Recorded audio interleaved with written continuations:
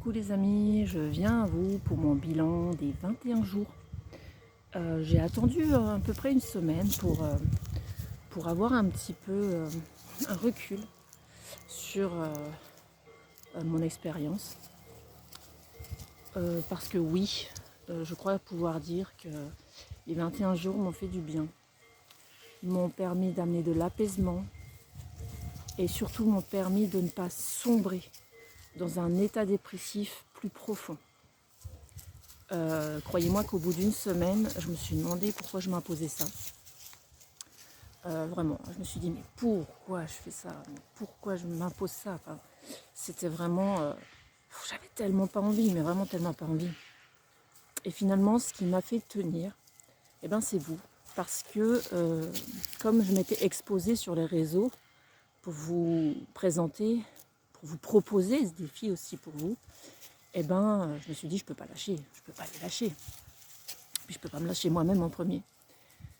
Et donc oui, il y a eu une journée, je crois que c'était le 9e jour, où j'ai décidé de me lâcher la grappe pour mieux repartir le lendemain et continuer mes actions. Et ça m'a fait, je pense, beaucoup de bien. Je pense que si par exemple vous êtes dans un état dépressif, où vous sentez que vous n'êtes pas sur la bonne pente de ce côté-là, ça peut peut-être être une bonne idée de faire en fait ce défi de 21 jours d'accompagnement de vous-même. Pourquoi 21 jours? Parce qu'en fait, il semblerait que 21 jours, ça soit un temps, certaine durée, qui permette d'enraciner de nouvelles habitudes, et tant qu'à faire des bonnes habitudes. Donc, alors, 21 jours, c'est ce qu'il a fallu pour que ça bouge de mon côté.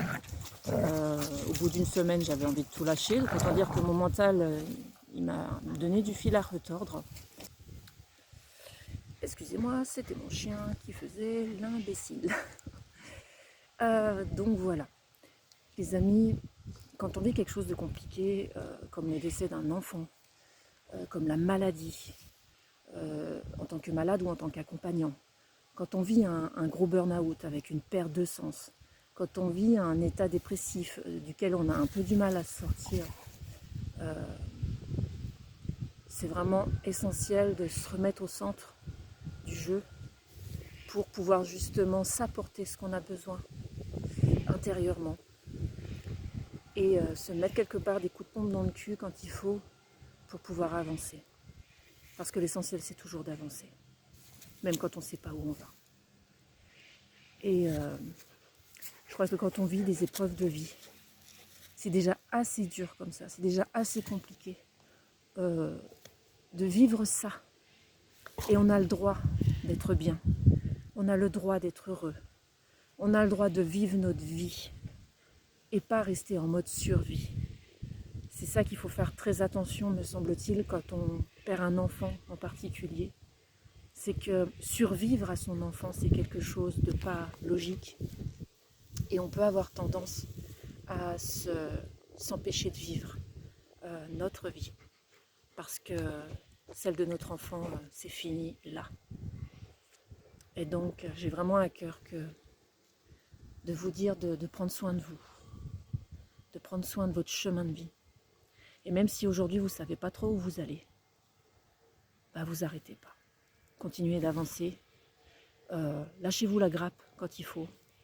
Et puis, mettons-nous en mouvement. Mettons-nous des coups de pompe dans le cul quand il faut qu'on avance. Parce que des fois, c'est ça dont on a besoin.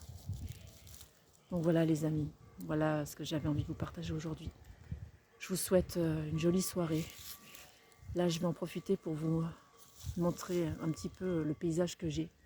On est en Auvergne, on repart demain. Quand vous aurez la vidéo, on sera déjà rentré. Et donc voilà, donc je voulais un peu vous faire profiter de ce beau paysage. Prenez soin de vous les amis et à tout bientôt dans une nouvelle vidéo.